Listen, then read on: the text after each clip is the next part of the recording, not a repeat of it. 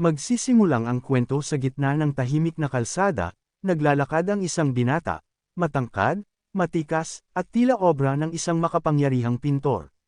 Ang kanyang kagwapuhan ay hindi lamang nakakahumaling, ito'y nag-iiwan ng bakas sa bawat mata na makakakita sa kanya. Ang mga babae sa paligid ay tila nahihipnotismo, ang kanilang mga mata nagliliwanag sa paghanga. Ngunit sa gitna ng lahat ng ito, ang binata ay napabuntong hininga. Sa totoo lang, bulong niya sa sarili habang tinutukan ang kanyang cellphone, ako ay isang napakagwapo at kaaya-ayang binata. Iniisip ng mga tao kung gaano kaganda ang maging gwapo, ngunit wala silang ideya kung gaano ito nakakapagod. Biglang tumigil siya, inilapag ang cellphone, at tumingin sa malayo. Hindi ba't pinalitan ko na ang aking WeChat number? Bakit may mahigit sa dosenang babae ang gustong mag-add sa akin ulit? Sinong nagkakalat ng balita? Halata ang inis sa kanyang boses. Napailing siya, nagpatuloy sa paglalakad, at inulit sa sarili ang kinaiinisan. Gusto lang nila ako para sa aking anyo. Kung magkakaroon ako ng tsansang makasalubong ang isa sa kanila, baka gawin pa nila ang lahat ng paraan para ikulong ako sa isang lugar at lagyan ng pampatulog ang aking inumin. Napaka-immoral. Huminto siya muli, ibinaling ang tingin sa langit at napabuntong hininga ng malalim. Minsan, naiisip ko kung ganito rin kaya kainis kung may iba akong buhay. Sa kanyang pagmumuni-muni, hindi niya napansin ang paparating na malaking truck. Ang tunog ng preno ay tumama sa kanyang pandinig ng napakahuli na. Ang mga mata niya'y lumaki, ngunit wala ng oras upang umiwas. Isang nakakabinging crash ang sumunod, at lahat ay nagdilim.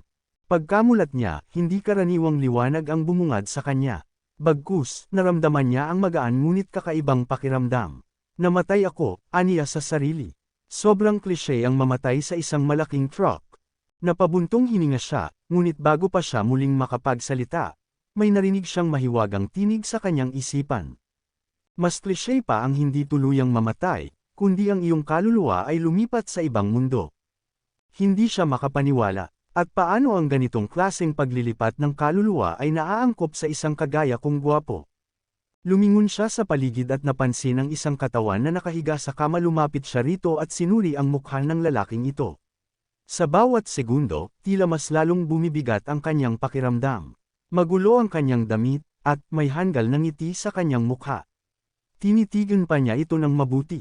Kamukha niya ako, hindi kaya siya ang aking katumbas sa mundong ito? Bago pa man niya lubos na maintindihan, isang bagzo ng alaala ang pumasok sa kanyang isipan. Ang kanyang ulo ay tila pinupunit, ngunit kasabay nito ay ang pagtuklas, ito ba ang kanyang mga alaala? Ang bawat detalye ay malinaw, ang lalaking ito ay tinatawag na Exian, anak ng isang opisyal ng pamahalaan sa liblib na bayan ng Han Empire. Sa kanyang alaala, nakita niyang si Exian ay minsang nakilala ang isang napakagandang babae na nagngangalang Qin Zinchi. Dahil sa matinding pag-ibig, walang takot niyang sinundan si Qin Zinchi sa Moqing sect, libo-libong milya ang layo mula sa kanilang bayan. Doon, si Exian ay naging tanyag hindi dahil sa kanyang talento, kundi sa kanyang kagandahang loob, at sa kanyang kakayahang hamalina sa mga kababaihan. Mula noon, si Exian ay tuluyang naakit sa lamang at alindog ni Qin Zinchi. Sa bawat gabing kalokohan na magkasama sila, naging mas mapusok ang kanilang mga kilos. Dahil sa walang punat na pagsasanay ni Qin Zinchi, unti-unting nanghina si Exian. Subalit, tulad ng dati, patuloy niyang sinusunod ang bawat hiling nito. Hanggang sa isang gabi, tuluyan siyang natulog, at hindi na nagising. Ngunit ang gwapong kaluluwa ay nanatiling gising. Sa kanyang malay-tao, nalaman niya ang nakakakilabot na katotohanan, ginagamit siya ni Qin Zinchi bilang isang pain upang maubos ang kanyang lakas buhay. Sa kabila ng kanyang paghihirap, wala siyang magawa kundi mag-isip. Bigla siyang naputol sa kanyang pagmumuni-muni nang bumukas ang pinto ng silid. Pumasok si Qin Zinchi, kasama ang kanyang alalay na si Yuro. Habang naglalakad ang dalawa, narinig ni Exian ang sinabi ni Yuro. Aking binibini, walang pagbabago sa kalagayan ni Ginoo Exi mula pa kaninang umaga. Malamang ay humihinga na lamang siya ng kanyang huling mga hininga. Tumigil saglit si Yuro at muling nagsalita. Ngunit, binibini, tila nagkamali ka sa pagpili ng taong ito. Kahit nagwapo siya, napakahina niya at hindi maramdamin. Hindi siya karapat-dapat para sa iyo. Ngunit hindi natinag si Qin Zinchi. Lumapit siya sa nakahigang katawan ni Xian, hinawakan ang mukha nito, at malamig na sumagot. Ano ba ang alam mo, Yuru? Siya ay may taglay na virtuous body, na bihirang matagpuan kahit sa loob ng 100 taon. Kapag siya'y nagsimulang magsanay, ang pag-abot niya sa innate realm, ay tiyak na mangyayari. Pinagpatuloy niya ang kanyang paliwanag. Kung hindi lamang siya lumaki sa isang liblib na lugar, marami ng malalaking sekta ang nakatuklas sa kanya at ginawa siyang isang core disciple. Ngunit sa kanyang mahinang tinig, dagdag pa ni Qin Zinchi. Kapag ganap ko nang naubos ang kanyang lakas buhay gamit ang lihim na paraan ng double cultivation, tuluyan kong makokontrol ang kanyang virtuous body. Sa sandaling masira ang kanyang katawan at maglaho ang kanyang kaluluwa, magiging akin ang lahat ng kanyang kapangyarihan. Ngunit ang gwapong kaluluwa ng binata na pananagmamasid sa lahat ng ito, ay tuluyang nagimbal. Gagamitin niya ako, tuluyan niya akong sisirain. Naguluhan siya, ngunit bago pa siya makapag-isip ng husto, isang malakas na puwersa ang biglang humigop sa kanya pabalik sa katawan ni Xian. Sa isang iglap, bumangon ang katawan ni Xian. Nagulat si Qin Zinchi. Napansin ng bagong kaluluwa ni Xian ang tensyon sa kanyang mga mata. Pinilit niyang kontrolin ang sitwasyon, at sa kanyang isip, naisip niya. Hindi niya dapat mabatid na iba na ako. Subukan kong gampanan ang papel ng dating may-ari ng katawang ito. Hinawakan niya ang kamay ni Qin Zinchi at may lamang na nagsabi. Aking binibini, ano ang inyong ginagawa? Sumagot si Qin Zinchi, kakarinig ko lang kay Yuro na masama ang pakiramdam ng mahal ko, kaya ako'y pumunta rito upang sumilip.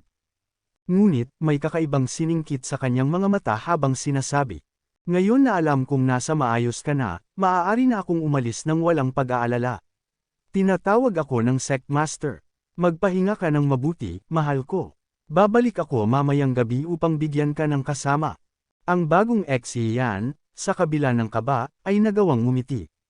Ngunit sa kanyang isipan, bumubulong siya sa sarili.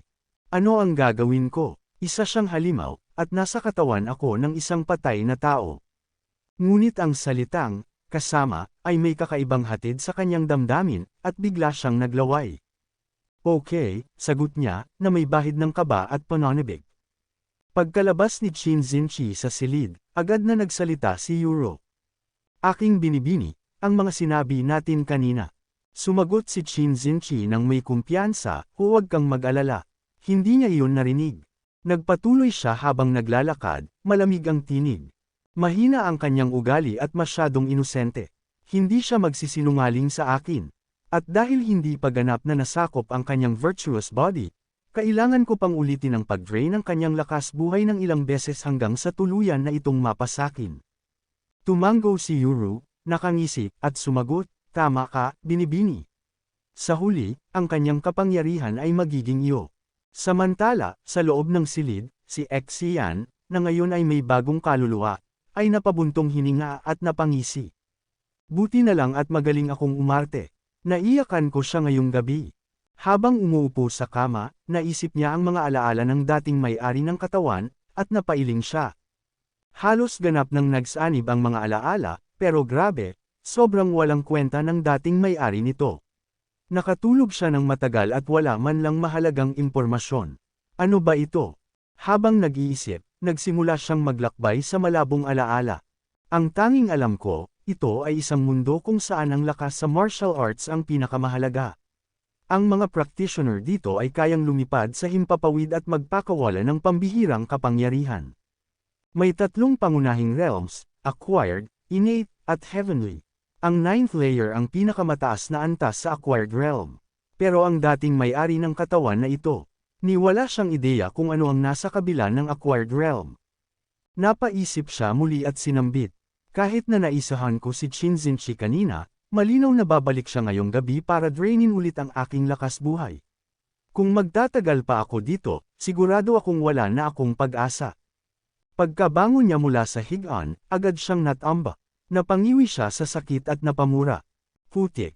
Ang bewang ko ay masakit, at ang mga paa ko ay manhid. Ang hina ng katawang ito.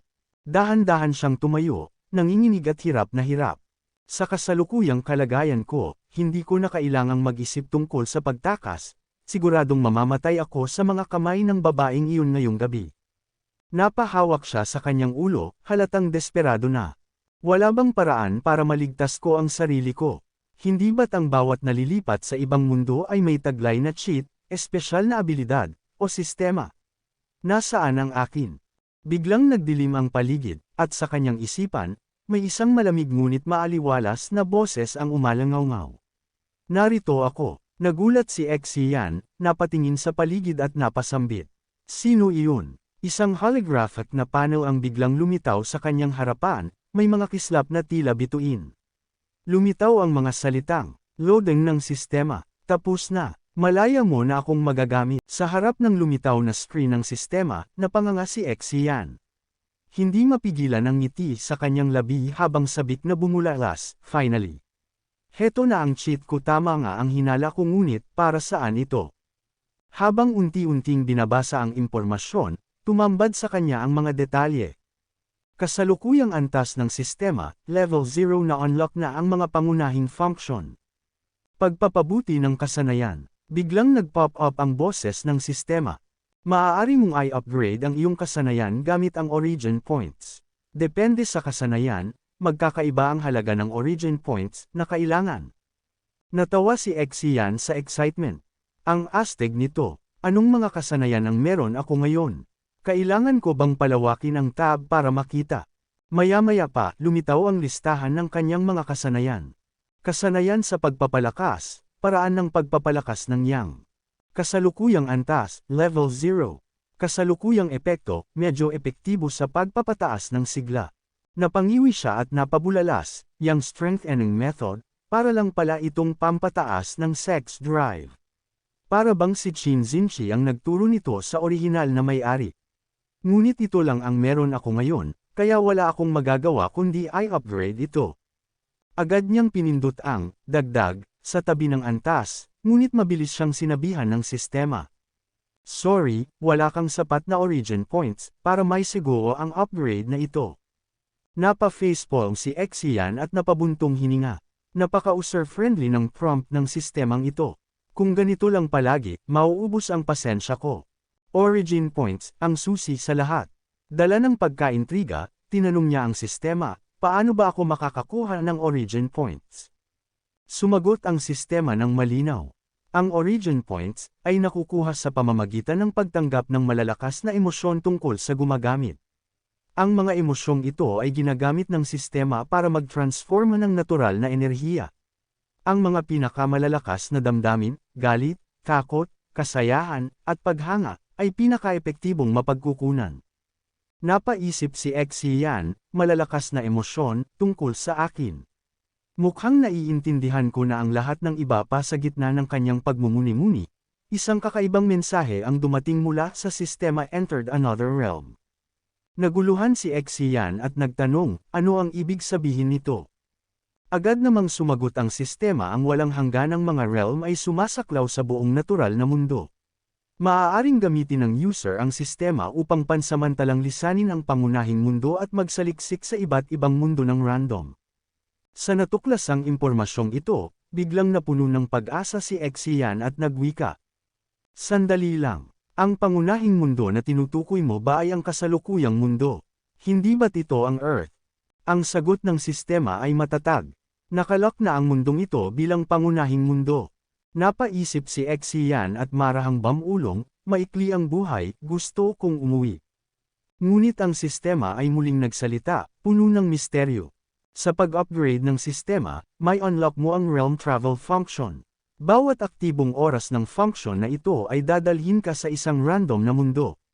Isa sa mga ito ay maaaring ang Earth. Nagpatuloy ang sistema sa paliwanag, ang realm travel function ay may unlock kapag ang sistema ay umabot na sa level 1.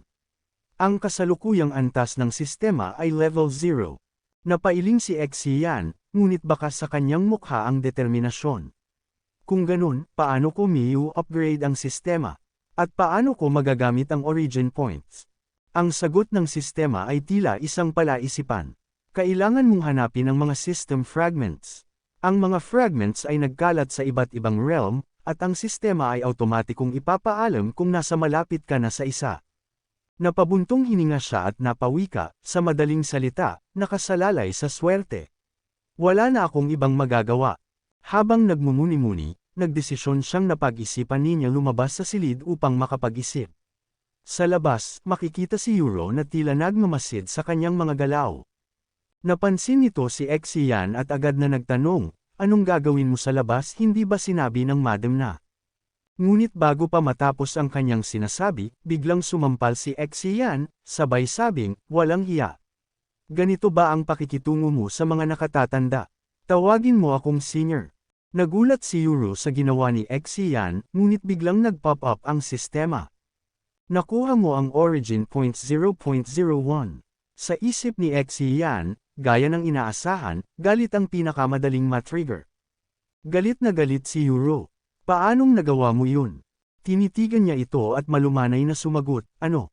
Nagtatangka kang lumaban. Ang mahina kong katawan, kaya mo bang panagutan kung may mangyari sa akin?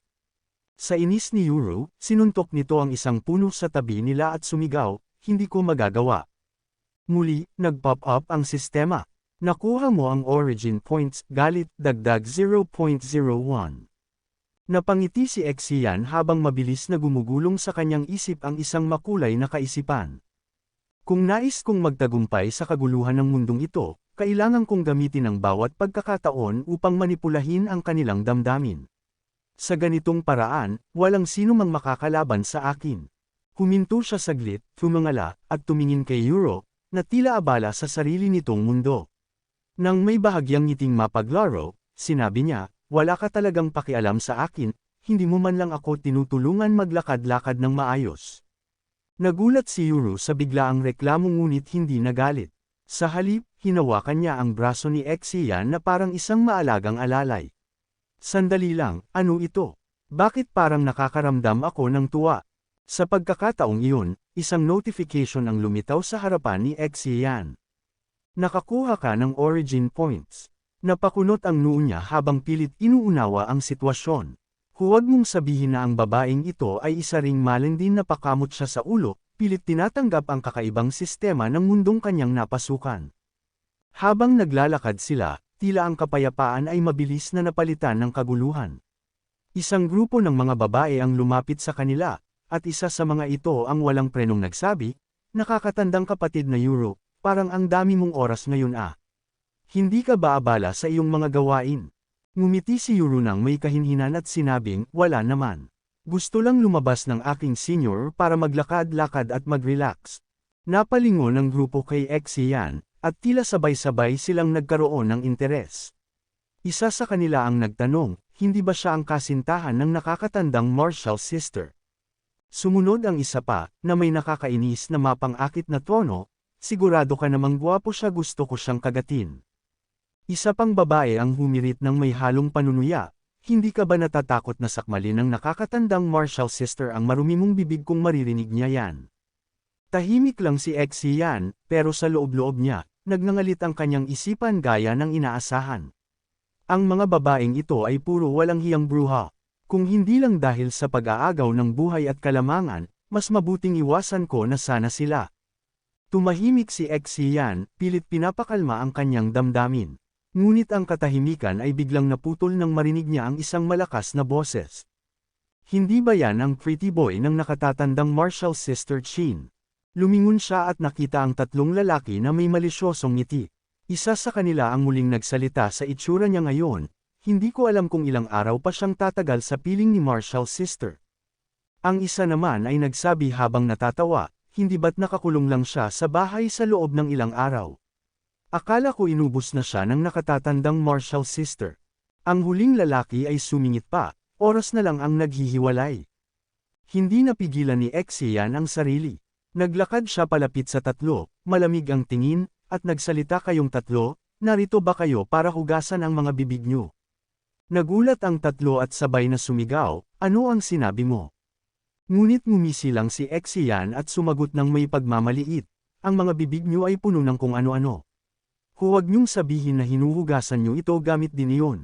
Halos magliyab sa galit ang isa sa kanila, sabay sigaw, Isa kang basura na walang alam sa martial arts. Paano ka naglalakas loob na maging bastos? Sa halip na umatras, tumawa lamang si Exian. Hindi ko akalaing gagawin mo ito, ani niya, malamig ang boses. Napatahimik ang lalaki, ngunit hindi pa tapos si Exian. Kahapon, sinabi ng aking lady na ayaw niya sa akin dahil sa aking karuwagan. Simula ngayon, kailangan kong maging mas matapang. At kung may sino mang maglalakas loob na guluhin ako. Dumagundong ang kanyang tinig, at ramdam ang bahid ng pagbabanta. Si Qin Xinchi ang direktang alagad ng Moqing Sect Master. May natatanging posisyon siya sa ating sekta, ngunit hindi niya kailanman ipinagtanggol ang orihinal na may-ari ng katawang ito. Kung sino man ang manggahas na magsalita ng masama tungkol sa kanya. Napaatras ang tatlo, halatang natatakot, lalo na nang marinig ang susunod na sinabi ni Exian. Siya mismo ang magpaparusa, sa tingin niyo ba, mabuti iyon? Ang isa sa kanila ay halos mabulol sa pagsagot, nakakatandang martial sister. Ngunit hindi tinigilan ni Exian ang panunuya. Ikaw na basura, takot ka sa isang babae. Hindi ka ba nahihiya sa sarili mo? Ang nakikita ko sa gitna ng mga paa mo, para saan lang ba iyon? Sa loob-loob niya, nagtatawa si Exian habang iniisip, hanggat gusto pa rin ni Qin Xinchi ang aking banal na katawan, tiyak na magtitiis siya sa akin pansamantala. Kaya gagamitin ko ang pangalan niya para maisakatuparan ang lahat ng gusto ko. Isang notifikasyon mula sa kanyang system ang biglang lumitaw na katanggap siya ng origin points gained mula sa galit ni Li Sanjin. Napangiti siya at inisip maliit na bahagi lang ito. Pero konti-konti, makakarating din ako. Wala namang mawawala. Binalingan niya ang tatlo at sinabing, ngayon, ipinapangako ko sa ngalan ng aking lady, na hindi ko kayo susumpin, mga anak ng bruha. Galit na galit ang tatlo, ngunit wala silang magawa. Sa bawat sandaling magalit sila, 3 beses pang nadagdagan ang kanyang origin points. Habang papalayo si Exian, rinig na rinig niya ang nagngingit-ngit na galit ng 3 lalaki. Ngunit hindi pa rito natapos ang kanyang araw. Pagdating niya sa martial arts training field, ang bawat makasalubong niya ay hindi rin nakaligtas sa kanyang pang-aasar at panunuya. May ilan na tila gustong lumaban, ngunit agad na nagdalawang isip sa takot na mabangga ang pangalan ni Qin Xinchi. Ang iba naman ay tahimik na lamang, halatang kinakain ng galit at kahihiyan habang si Exian ay nagtatawa ng malakas. Talaga bang ito ang pride ng Moqing Sect? Mga duwag na hindi man lang makapagsalita laban sa akin. Ani Exian habang iniikot ang kanyang mga mata, tila hinahanap pa ang susunod na biktima. Ang mga nakapaligid ay nagngangalit ang mga kamao, ngunit walang maglakas loob na sumagot. Sa kanilang isipan, ang banta ng direktang alagad ng sect master na si Qin Xinchi ay mas mabigat kaysa sa kanilang galit kay Exian. Maging sa harap ng pintuan ng monasteryo, hindi pa rin natigil ang mapanukso niyang ugali. 2 pang lalaki ang kanyang inilagay sa kahihiyan, parang wala siyang balak huminto. Ayaw mo, kung ayaw mo, lumapit ka sa lady ko. Siya ang bahala sa akin. Aniya ang boses ay may halong panunuya at kumpiyansa, na parang buong mundo ay nasa ilalim ng kanyang kontrol. Sa huli, bahagyang ngumiti si Exian, ang kanyang mga mata ay naglalagablab ng determinasyon habang iniisip, hindi ko hahayaang sinuman sa sekta na minsang nagmalupit sa orihinal na may-ari ng katawang ito ang makaligtas. Hindi ako titigil hanggat hindi ko na ipaghihiganti ang bawat sugat at bawat insulto. Pagkatapos ng maghapong panunukso at pag-aasar, nang sumapit ang gabi, sa wakas ay nakabalik na si Exian sa kanyang silid. Tumayo siya sa gitna ng kwarto, tumangala, at biglang tumawag, "System panel." Sa isang iglap, lumitaw sa harapan niya ang holographic interface. Doon, kitang-kita niya ang resulta ng kanyang araw, origin points, 2.012. Isang mapang asar ng ngiti ang sumili sa kanyang labi habang binibigkas. Sinumpa ko ang lahat ng taong nakasalubong ko sa daanan ng api sa orihinal na may-ari ng katawan kong ito. Pero bilang resulta, namamaos na ang lalamunan ko. Napabuntong hininga siya, napagod ngunit kontento. Napatitig siya sa panel at tumikim, 2 puntos lang ang nakuha ko. Ang hirap palang makuha ang mga origin points na ito. Ngunit bago siya tuluyang sumuko, napansin niya ang isang opsyon. Agad niyang pinindot ang Young Strength Eneng method at ini-activate ang upgrade. Sa sandaling iyon, isang mainit na enerhiya ang dumaloy sa kanyang katawan. Ramdam niya ang bawat himaymay ng kanyang kalamnan na nagkakaroon ng bagong sigla. Napangiti siya habang nagsalita, mas gumanda ang pakiramdam ng aking katawan. Tumitig muli siya sa system panel, ngunit bigla siyang nagulat. In-upgrade ko lang ito ng isang antas, pero nasa max level na agad. Talagang isang walang kwentang martial arts technique. Napailing siya ngunit nanatili ang bakas ng kasiyahan sa kanyang mukha. Pagkatapos ng upgrade, bumagsak ang natitirang origin point sa 1.012. Tumitig siya sa huling natitirang puntos at nag-isip, may isa pa akong origin point, bakit hindi ko subukang i-upgrade ulit? Agad niyang pinindot ang upgrade button. Sa ikalawang pagkakataon, pumasok muli ang kakaibang enerhiya sa kanyang katawan. Ang kanyang dibdib ay kumislot sa punanibik habang bumigkas, nagtagumpay ako. Nang tingnan niya ang system, lumitaw ang resulta.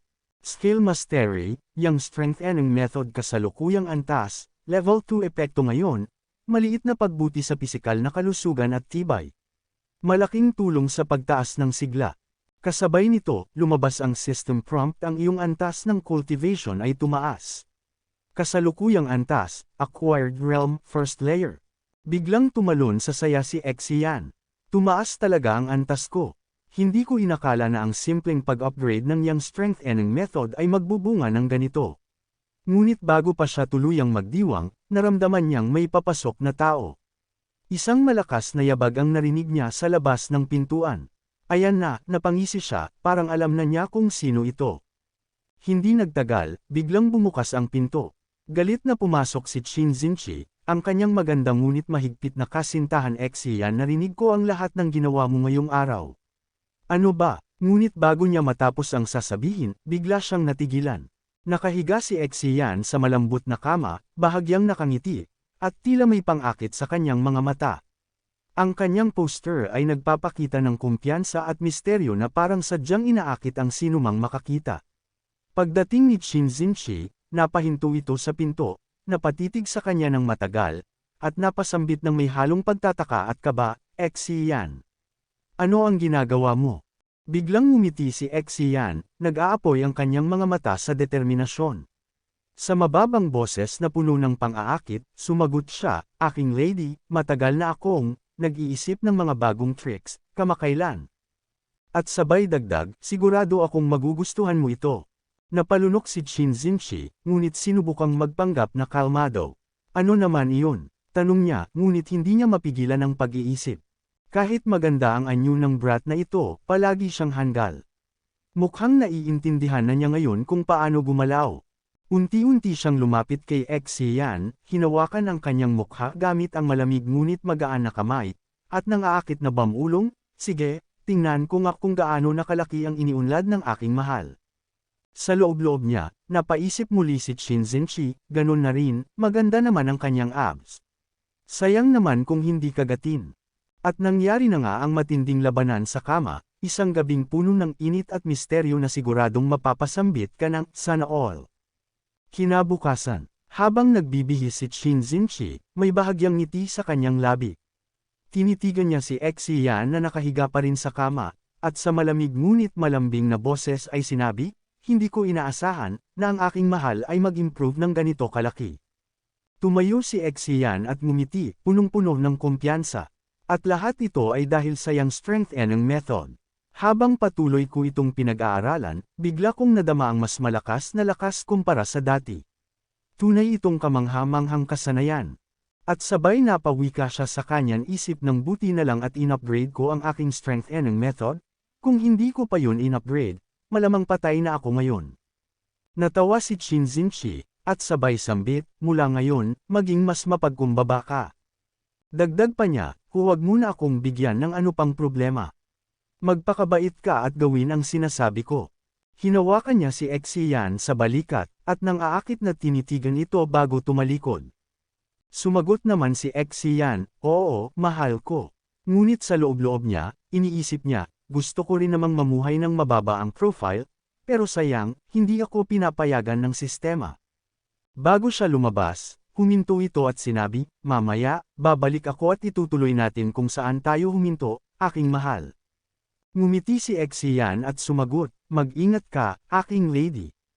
Habang palayo si Qin Zinchi, tinitigan ni Exian ang kanyang papalayong anyo, at bigla siyang napasambit sa kanyang isip. Tinapik niya lang ako ng bahagya pero na-dislocate ang balikat ko.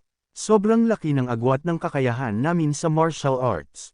Napahinga siya ng malalim at muling nag-isip, at higit pa riyan, nagsisimula na siyang magduda sa akin. Ang nangyari ngayon ay isang babala lang.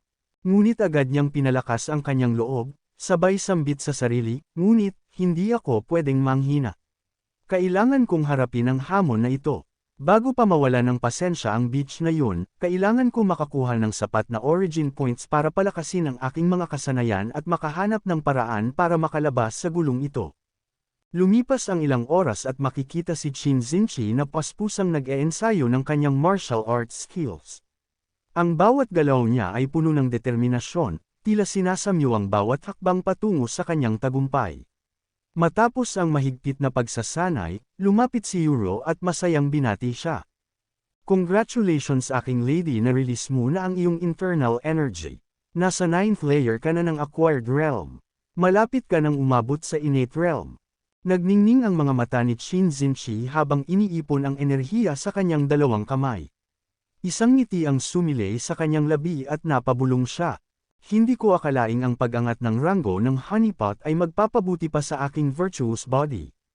Isang gabi ng ligaya, higit pa pala ang halaga nito kaysa sa kalahating buwan ng masidhing pag-eensayo. Ang kabirhenan ko ay naging kapalit ng oportunidad na ito, ngunit sulit ang lahat." Napangiti si Yuro, ngunit may halong pag-aalala ang kanyang boses nang sabihin niya.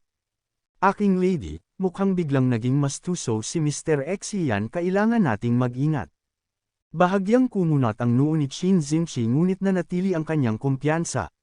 Buo ang kanyang loob nang sumagot siya. "Ano naman kung ganoon? Hanggat hindi siya makakapag-practice ng martial arts, wala siyang magagawa kundi sumunod sa akin hanggang sa kanyang kamatayan."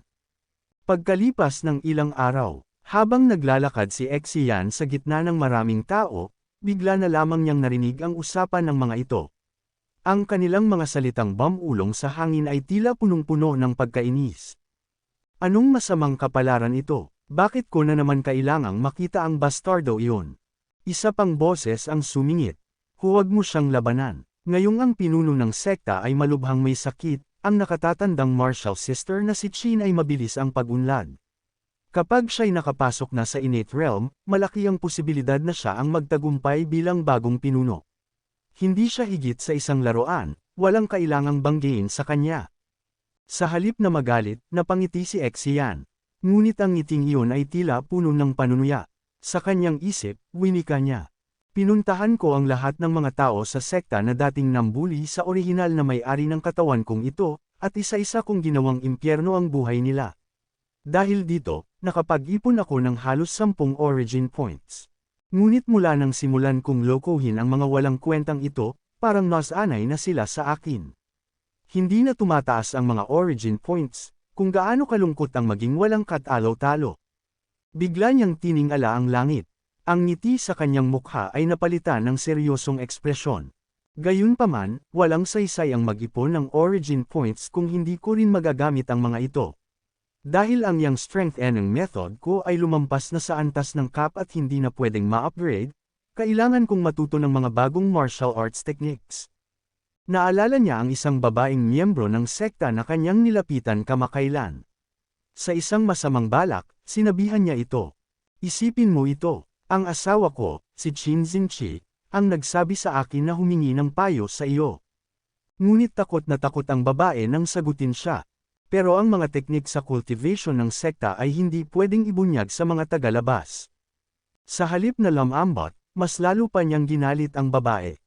Bagaman hindi ito masyadong nagsalita, sa tuwing mag-uusap sila, ramdam ni Exian na parang nauubos ang lakas ng kanyang katawan gabi-gabi. Nang sumunod na araw, hinarap siya ng kanyang asawa, si Qin Zinchi, na may kasamang matamis na ngiti ngunit may halong pananakot. "May sorpresa ba ang mahal ko para sa akin ngayon? Kung wala, paparusahan kita para sa mga pinaggagawa mo kanina." Sa kabila ng kanyang nakakahumaling na kagandahan, naramdaman ni Exian ang matinding sakit sa kanyang likod. Habang naglalakad, napamura siya sa sarili. Tarantado, kung patuloy na ganito ang mangyayari, kahit na ang yang strengthening method ko ay lumampas na sa level cap, hindi kakayanin ng katawan ko. Ngunit sa gitna ng lahat ng ito, naramdaman niyang hindi siya pinabayaan ng langit.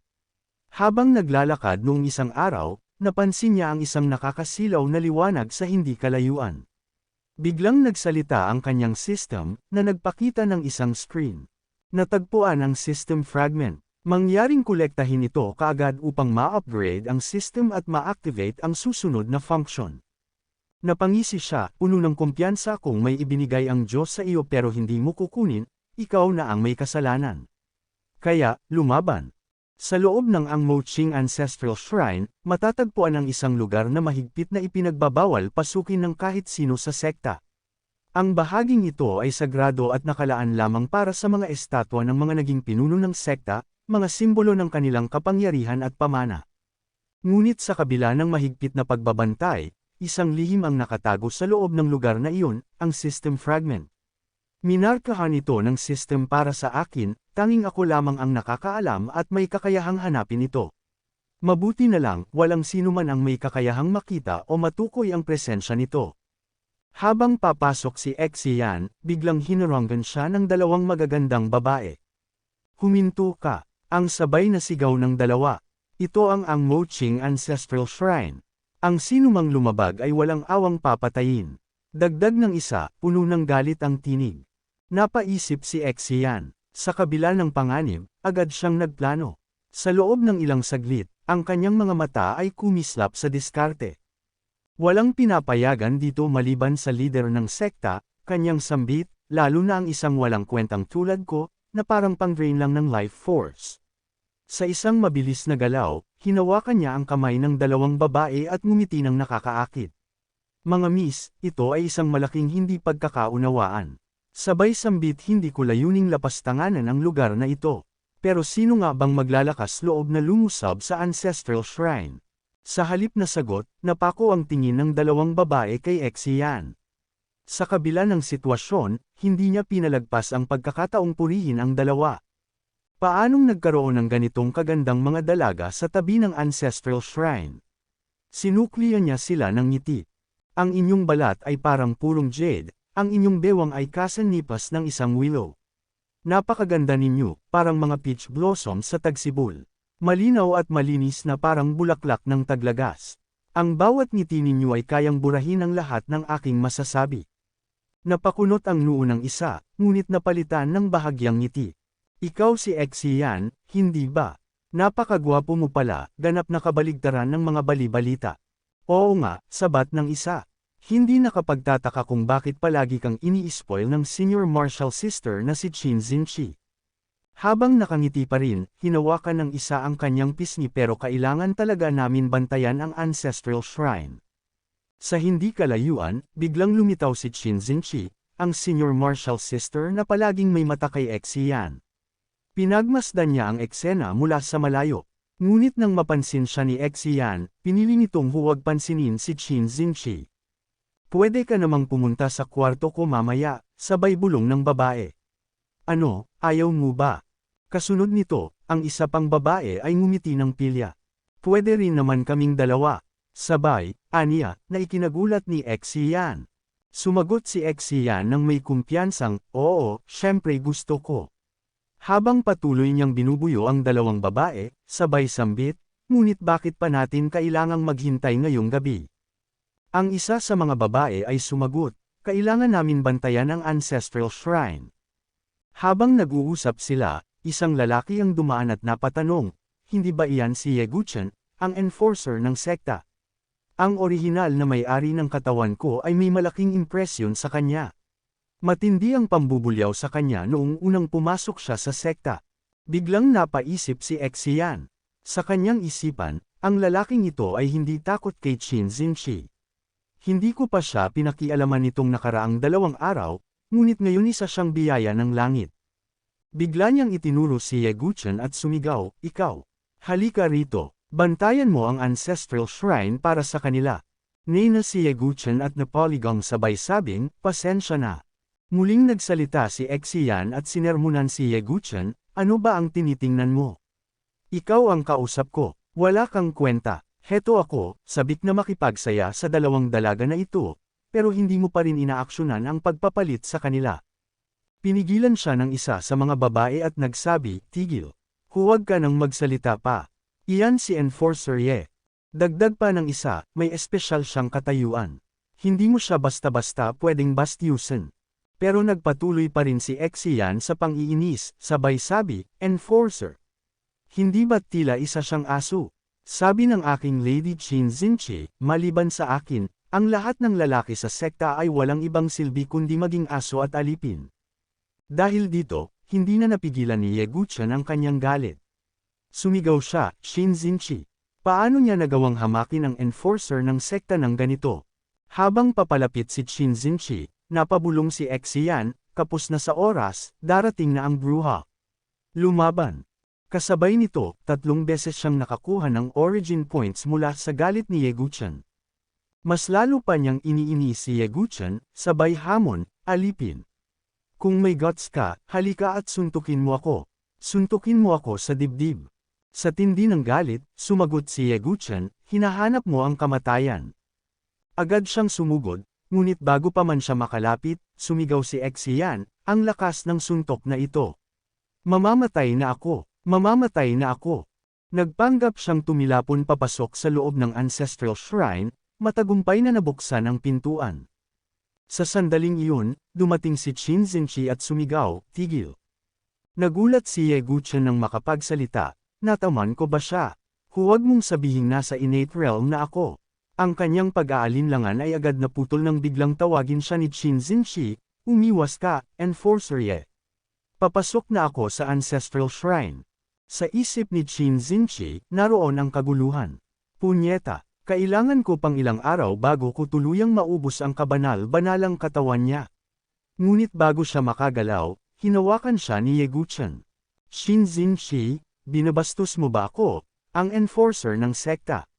Tingnan natin kung sino ang maglalakas loob na pumasok sa ancestral shrine para iligtas ang walang kwentang basurang iyon. Ang mariing sabi ni Ye Guchen. Ngunit hindi natinag si Qin Zinchi at buong tapang na tumugon, ako.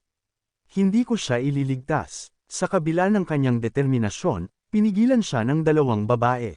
Nakatatandang kapatid na Qin, sabi ng isa, ang ancestral shrine ay hindi lugar na maaari mong basta pasukin. Mas mabuting magtanong ka sa matriarch. Sa wakas, matagumpay na nakapasok si Xian sa ancestral shrine. Humihingal siya habang nanginginig sa kaba. Nakapasok din ako, wika niya sa sarili, taglay ang halong pagod at saya. Bagamat nagtagumpay, dama niya ang mga pinsalang dulot ng pagpasok sa napakahigpit na lugar. Pinunasan niya ang dugo sa gilid ng kanyang bibig at tahimik na inusal. Buti na lang talaga, ang yang strengthening method ay pinabuti ang aking pisikal na katawan. Kung hindi, malamang na nabali na ang aking mga buto sa lakas ng impaktong iyon. Isang maling galaw, patay na sana ako. Nang maayos na ang kanyang pakiramdam, laminggalinga siya sa paligid. Ang kanyang mga mata ay agad na naghahanap ng system fragment. Nasaan na iyon? Tanong niya, puno ng pagkasabik. Maya-maya pa'y nanlaki ang kanyang mga mata nang makita ang isang rebulto sa gitna ng silid. Isang makapangyarihang presensya ang bumalot sa lugar habang minamasdan niya ang napakagandang rebulto ng isang babae. Sa ilalim nito, nakaukit ang mga salitang, Yushulu at tagapagtatag ng Mo Ching sect. Kaya pala, bulong niya habang dahan daw ang iniabot ang kamay patungo sa rebulto. Ang system fragment ay ang jade statue ng tagapagtatag ng sekta. Biglang nag-react ang kanyang system. Naisama na ang system fragment. Natapos na ang upgrade ng system. Antas ng sistema level 1 Reno acquired realm first layer. Pagka-master ng kasanayan wala. Origin point 10,012. Pang-funkyong paglalakbay sa Reno na unlock. Sa wakas, makakalakbay na ako ngayon, masayang sambit ni Xian, puno ng pag-asa. Muling nagsalita ang system. Ang Random World Finder ay natagpuan ang mundo ng Yunshan. Para makarating dito, kakailanganin mong gumastos ng 8 origin points. Nais mo bang i-activate ang realm travel function? Sa harap ng 2 opsyon, yes o no, walang alinlangan niyang pinindot ang yes. Buti na lang nakaipon ako ng origin points sa nakaraang mga misyon. Kung hindi, balik na naman ako sa nakakaawang estado. Sa lungsod ng Yunshan, sa loob ng Engranding City Lord Mansion, nagkakagulo ang paligid dahil sa nalalapit na pag-iisang dibdib ng dalawang kilalang pamilya.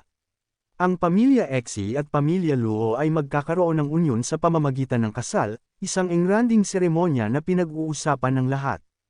Si Luo Xiaoyun, bulong ng mga tao, ang pinakamagandang dalaga sa buong lungsod ng Yunshan. Ngunit, sayang, kailangan niyang magpakasal kay Exi Yan. Tahimik ka, awat ng isang lalaking kasama, ngunit halata sa lahat ang pag-aalinlangan sa paligid. Si Exi Yan, anak ng Panginoon ng lungsod ng Yunshan, si Exi Zin, ay tahimik na nakatayo, ngunit sa loob-loob niya, nagdiriwang siya. Nagawa ko, bulong niya sa sarili, tagumpay ang transmigrasyon. Ako, na galing sa ibang mundo, ay napunta sa katawan ni Exi Yan sa mundong ito. Ngunit habang pinagmamasdan niya ang paligid, bigla siyang napaisip. Pero bakit laging ganito? Lagi akong napupunta sa mga katawang may kapangalan ko. Bakit kaya? Sa kanyang kalituhan, bigla siyang natawa ng malakas. Anong ginagawa mo sa iyong malaking araw? Tanong ng kanyang ama na agad siyang pinagsabihan. Napatahimik naman siya ngunit napansin ng isang bisita ang kanyang kakaibang kilos. Mukhang naaaliw si Ginoong Exi, sabi ng bisita habang ngumingiti. Ayos lang, ipagpatuloy natin ang seremonya. Sa kabila ng lahat, nakaramdam ng kakaibang kasiyahan si Exi Yan. Ako ang anak ng City Lord, ikakasal na ako, at maganda ang simula ng buhay ko sa mundong ito. Kailangan ko lang hanapin ang pinakamalakas na martial arts, pag-aralan ito, at palakasin gamit ang sistema. Sa ganoong paraan, madali kong matatalo ang Moking Sect at ang masamang Qin. Magbigay galang sa inyong kapareha. Malakas na utos ang narinig niya, na tila tumagos sa kaibuturan ng kanyang puso. Agad naman niyang isinagawa ang nararapat, isang malalim na buntong hininga, kasabay ng pagbibigay ng buong paggalang at pagpapakumbaba sa harap ng kanyang kapareha. Sa gitna ng seremonya, sumigaw ang babae ikakasal at sabay sambit, Tanjin mo. Hindi kita mapapatawad, Pan Wei. Napatigil ang lahat, at pati si Exi Yan ay naguluhan, hindi ba ako ang ikakasal sayo? Sino si Pan Wei? Bakit hindi ka tumingin sa salamin? Pasigaw na sagot ni Luo Xiaoyun. Ang Pan Wei ko ay isang makisig na binata. Ikaw, wala kang kwenta, hinding-hindi kita magugustuhan, ni sa habang buhay. Nagulat ang mga tao sa narinig, at lalo pang nalito si Exi Yan. Bakit kaya ang orihinal na Exi Yan ay in love sa babaeng ito? Mas malala pa siya kay Qin Xingqi. Agad namang humingi ng pasensya ang ama ni Luo Xiaoyun. Pasensya na kayo sa anak ko. Sobrang excited lang siya, huwag niyo nang pansinin. Tumayo ang City Lord at sumigaw. Tapos na, dalhin na ang nobya at nobyo sa kanilang silid. Maghanda na para sa piging. Ngunit sa likod ng kanyang isipan, hindi niya maitago ang sama ng loob. Ang babaeng ito, hindi siya bagay na maging asawa. Kung hindi lang napilit ng anak ko, matagal ko nang pinutol ang kasunduang ito. Ngunit bago matapos ang seremonya, biglang dumating ang isang lalaki. Lumapit ito at buong yabang na nagsabi, ako si Pan Wei, at hindi pa ako nagbigay ng regalo bilang bisita. Panginoong Exi, bakit parang nagmamadali kayong tapusin ang seremonya? Nang makita siya ni Luo Xiaoyun, napasigaw ito sa tuwa. Pan Wei, alam ko na darating ka para iligtas ako. Naguguluhan si Exi Yan at napatanong sa sarili, anong nangyayari dito? Regalo, tanong ng City Lord nang may halong inis. Agad namang binunot ni Pan Wei ang kanyang sandata at malakas na sumigaw, ang kasal ng mahal ko ang nangyayari ngayon. At paano ba naman ako hindi maghahandog ng aking espesyal na regalo? Nagulantang ang lahat, lalo na si Exi Yan, na tila naguguluhan pa sa sitwasyon. Ngunit ang kaba niya'y lalo pang lumalim nang biglang sumugod si Pan Wei habang sumisigaw. Narito ang regalo ko, ang mga ulo ng bawat miyembro ng pamilya Exi. Hindi nagdalawang isip ang City Lord, ang ama ni Exi Yan, na tumindig upang protektahan ang kanyang anak. Galit na sumigaw ang ama. Paano mo nagawa ito? Sumiklab ang labanan, ang mga espaday nagtagisan at ang paligid ay nag-alab sa tensyon. Si Exi Yan, nanginginig sa takot, napasigaw. Ano bang nangyayari dito? Kung gusto nyo ng laban, sige, magpatayan kayo. Basta't huwag nyo akong idamay. Ngunit bago pa siya makapagtago, biglang lumitaw sa harapan niya ang kanyang sistema na may malamig na boses na nag-utos. Memory import, simulahan. Gumastos ka ng 8 origin points para makapasok sa Yunshan World. Sa pagmulat ng mga alaala, natuklasan ni Xian, ang spoiled na nag-iisang anak ng Lord ng Yunshan City, na isa siyang playboy na walang interes sa martial training. Sa kabila nito, nakipagkasundo siya sa isang arranged marriage kay Luo Xiaoyun, anak ng isang mayamang negosyante sa lungsod. Subalit sa kanilang pagtanda, nagbago ang takbo ng tadhana. Umibig si Luo Xiaoyun at naglayas kasama si Pan Wei, isang gwapong lalaki, sa mismong gabi ng kanilang engagement party. Nagkagulo ang mga pamilya ng Xi at Luo, nagsugo sila ng maraming tao upang hanapin ang nagtatakbuhang magkasintahan. Nahuli si Luo Xiaoyun at ikinulong sa kanilang mansyon, ngunit si Pan Wei ay nakatakas. Walang nakakaalam na ang simpleng lalaking si Pan Wei ay nakatanggap ng pamanang kapangyarihan mula sa isang masamang mandirigma. Sa isang iglap, siya'y naging isang bihasang martial artist. Sa loob ng 3 taon, sunod-sunod niyang natuklasan ang mga misteryosong kayamanan, dahilan upang lalo pang lumakas ang kanyang kakayahan. Ang mga tauhang isinugaw ng 2 pamilya upang hulihin si Pan Wei ay nasugatan, o kaya na may tuluyang napatay. Hindi nila kayang talunin ang lalaki na ngayon ay tila isang alamat na sa mundo ng martial arts.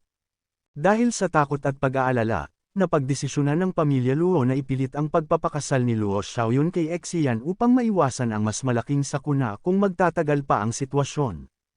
Ngunit nang mabalitaan ito ni Pan Wei, nagliyab ang kanyang damdamin.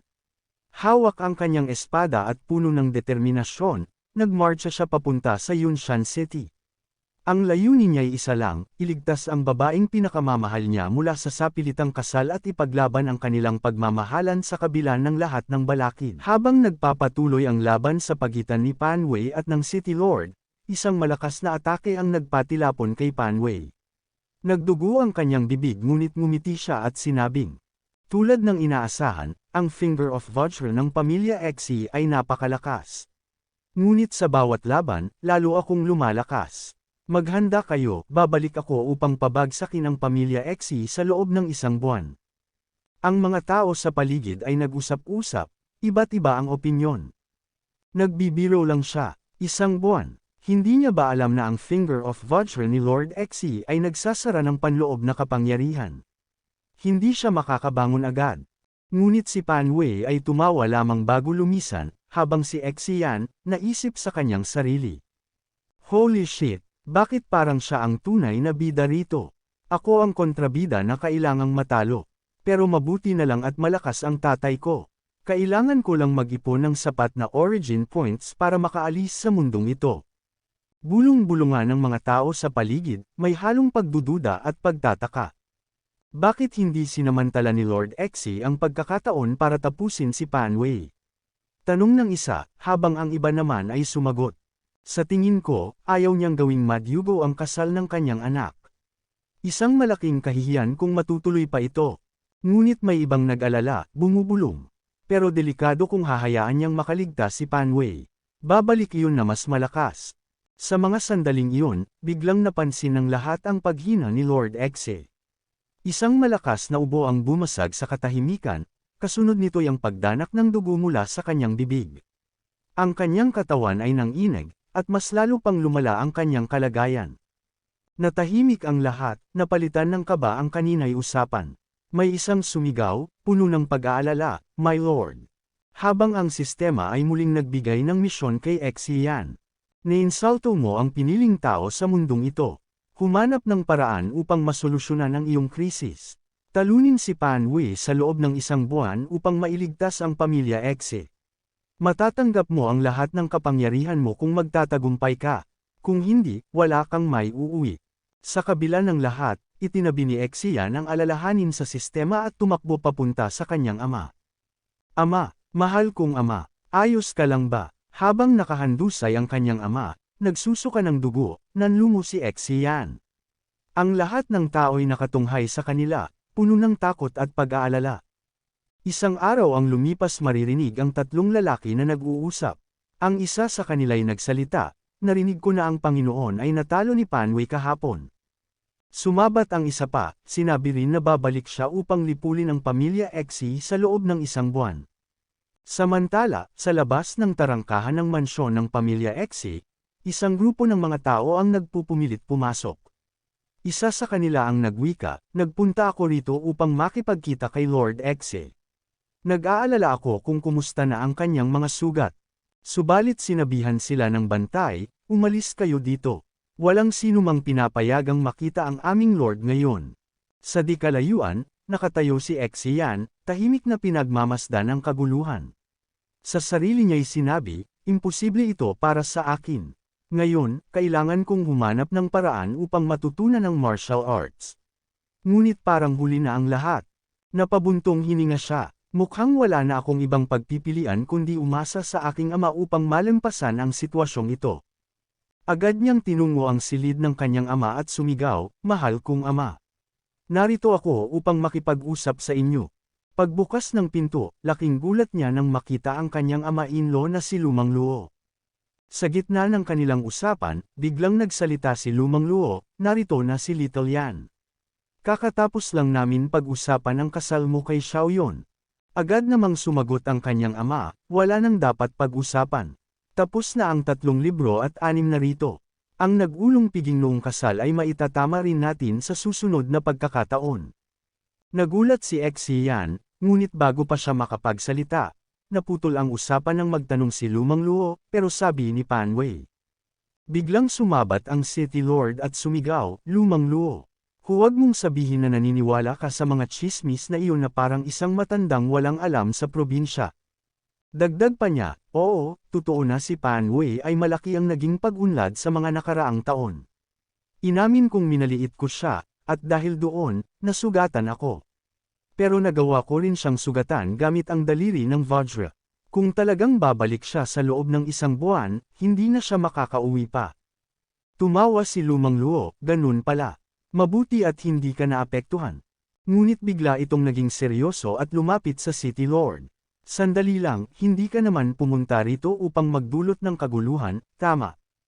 Lumapit naman si Lumang Luo kay Xian, hinawakan ito sa balikat, at sinabi, "Nagkakamali ka. Pinanood ko si Little Yan na lumaki. Paano ko maaatim na bawiin ang kasal niya sa isang mabuting manugang?" Tumango ang City Lord at natawa.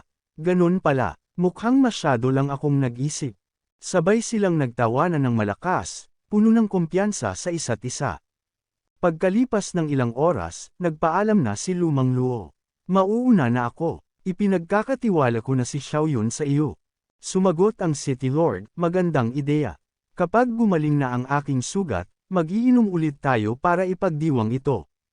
Pagkalabas si Lumang Luo, biglang nagsalita si Xian. "Mukhang hindi kasing lala ang sugat ni ama kumpara sa mga balitang kumakalat. Babalik si Pan Wei sa loob ng 1 buwan. May tiyak ka bang paraan para talunin siya?" Ngunit bago pa niya maipagpatuloy, biglang sumingit ang boses ng kanyang ama. "Little Yan, bilasan mo.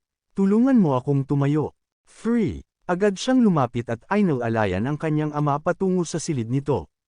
Nang makarating sila sa loob, maingat na ibinaba ni Xian ang kanyang ama sa higaan at nagtanong. "Ito ba ay malala? Tatawag ba ako ng doktor?" Ngunit malungkot na umiling ang kanyang ama. "Little Yan, ang puso ng iyong ama ay malubhang nasugatan ni Pan Wei.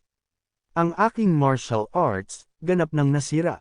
Sa pinakamahabang panahon, 3 araw na lang ang nalalabi sa akin." Napuno ng lungkot ang silid habang patuloy na nagsalita ang ama.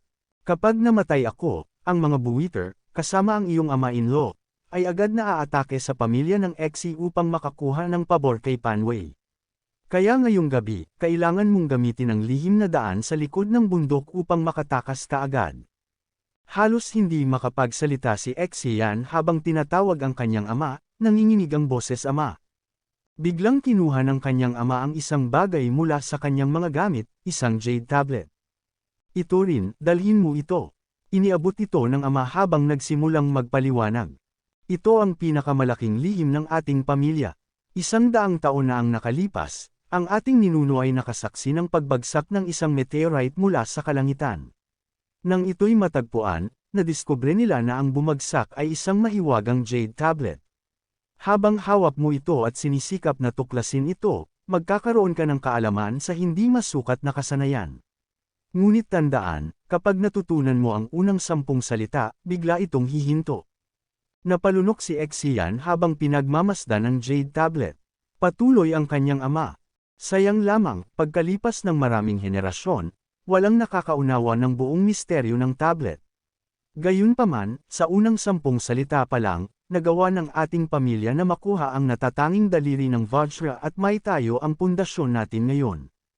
At ngayon, ipapasa ko ito sa iyo. Nang maipasa na ang tablet, biglang naramdaman ni Exian ang kakaibang enerhiya na bumalat sa kanya. Ano itong pakiramdam na ito? Tanong niya, habang may lumitaw na interface sa kanyang harapan. Ang sistema ay nagsalita, malamig ngunit malinaw. Natuklasan mo ang lihim na immortal na paraan ng mana ng Jade Tablet. Limitado ang gamit, 1/1. Isang produkto ng mas mataas na immortal na sibilisasyon. Isang pang-isang gamit lamang na lihim na mana ng immortal na paraan. May bakas ng paulit-ulit na paggamit ng mas mababang nilalang, ngunit dahil sa kulang ang kanilang espiritual na lakas, hindi ito naubos. Nanlaki ang mga mata ni Exian habang nadarama ang pag-init ng kanyang katawan. Umabot ang espiritual na lakas ng user sa pamantayan. Sinimula ng pagmamana. Sa kanyang isipan, isang bagong kaalaman ang lumitaw. Natamo mo ang paraan ng pagkultibo ng daliri ng Nirvana Antas Zero. Muling nagsalita ang kanyang ama, mabigat ang bawat salitang binitawan at puno ng pangungusap ang tinig, bilasan mo, anak. Bibilhan ka ng iyong ama ng hindi bababa sa 3 araw. Huwag mo nang isipin ang paghihiganti para sa akin. Mamuhay ka ng payapa. At hanggang nasa iyo ang Jade Tablet na ito, muling babangon ng pamilya Exi, balang araw. Ngunit mariing tumutol si Exian, nanginginig ang kanyang tinig habang itinataas ang basag na tablet, ama, pero ang Jade Tablet ay basag na. Sa narinig, biglang kumirot ang dibdib ng kanyang ama. Naging mas malala ang kalagayan nito, mabilis na pamatla at tila nawalan ng lakas. Unti-unting nagdilim ang mga mata nito habang bumabagsak ang ulo sa unan. Napaluhod si Exian, niyugyug ang balikat ng ama, desperadong sumigaw, "Ama! Ayos ka lang ba? Ama, huwag mo akong iwan." At sa mundo ng Yunshan, ang sining pandigma at mga paraan ng pagkultibo ay mahigpit na pinanghahawakan ng makapangyarihang mga maharlika at kanilang mga angkan. Sa bawat sulok ng lupain, sila ang namamayani at itinuturing na pinakamataas na uri sa lipunan. Sa pamamagitan ng masusing pagkultibo ng kanilang panloob na enerhiya at panlabas na lakas, kalakip ang pagpapatibay ng kanilang katawan, ang mga mandirigmang ito ay nagtataglay ng kapangyarihang lampas sa karaniwan. Isang suntok lamang mula sa kanila ay kayang magwasak ng matitibay na bato, at ang kanilang presensya ay tila nag-uunat ng anino ng takot at paghanga sa sinumang makakaharap nila. Sa mundong ito, ang lakas at kakayahang magtagumpay sa sining pandigma ay hindi lamang simbolo ng kapangyarihan, kundi isang susi sa pamumuno at pag-angat sa lipunan. Tanging ang mga handang magsakripisyo at humarap sa matitinding pagsubok ang nagkakaroon ng pagkakataong abutin ang tugatog ng tagumpay sa Yunshan. Biglang napabulala si Exian. Ganito pala ang sistema ng kapangyarihan sa mundong ito. Matapos basahin ang librong hawak, ibinalik niya ito sa estant at agad kumuha ng panibago. Muling napabulong si Exian. Batay sa paglalarawan, mukhang ang mundong ito ay isang mababang antas ng sining pandigma, malayong mas mahina kumpara sa pangunahing mundo. Ngunit ngumiti siya ng matalim. Pero hindi yun mahalaga, ang sining pandigma, gaano man ito kababa, ay nananatiling sining pandigma. Hanggat kaya kung mag-practice ng isang kasanayan sa level 0, magagamit ko ang sistema upang i-upgrade ito at mapalakas ang aking sarili, kahit unti-unti. Lumipas ang 1 oras. Patuloy siyang nakatutok sa pagbabasa ng mga manuskripto. Ngunit sa bawat pahina, napapakunot ang kanyang noo. Alam ko ang bawat salita sa mga ito, pero kapag pinagsama-sama ko na, hindi ko sila maintindihan. Paano naging ganito kalaki ang pagkakaiba ng mga manuskripto ng sining pandigma sa mundong ito at sa pangunahing mundo? Ang Exian ng mundong ito ay napaka-ignorant. Napabuntong hininga siya at iniikot ang tingin sa mga libro. Maliban sa Yunshan Martial Arts Compendium, may iba pa bang manuskripto ng sining pandigma na kaya kong maintindihan? Diyos ko, Gusto mo ba talaga akong patayin? Matapos basahin ang lahat ng kaya niya, lumabas siya ng silid. Pagkalabas niya, sinalubong siya ng isang lalaking may pormal na tindig. Batang Panginoon, nasa bulwagan ang Panginoon. Ipinag-uutos niyang pumunta ka sa kanya. Malamig na sumagot si Exian. Alam ko, hindi na siya lumingon at iniwan ang lalaki. Habang naglalakad, napaisip siya ng malalim. Ngayon, hindi na tanong kung kaya ko bang tapusin ang misyon, kundi kung kaya ko pang mabuhay. Sa kasalukuyan, dahil ang kanyang kaluluwa lamang ang nailipat, ang katawan na ito ay walang anumang lakas. Kung hindi lang sana, kaya niyang makipagsabayan kay Panway gamit ang kapangyarihan ng unang antas ng acquired realm na kanyang nakamit mula sa pagpractice ng Yang Strengthening Method. Ngunit lumitaw sa kanyang isipan ang katotohanan, ang Yang Strengthening Method niya ay nasa antas na cap-exceeded. Ngunit habang ang kanyang kaluluwa ay nasa estado ng pagliligaw, hindi niya maaaring gamitin ang anumang kasanayan mula sa kanyang orihinal na katawan.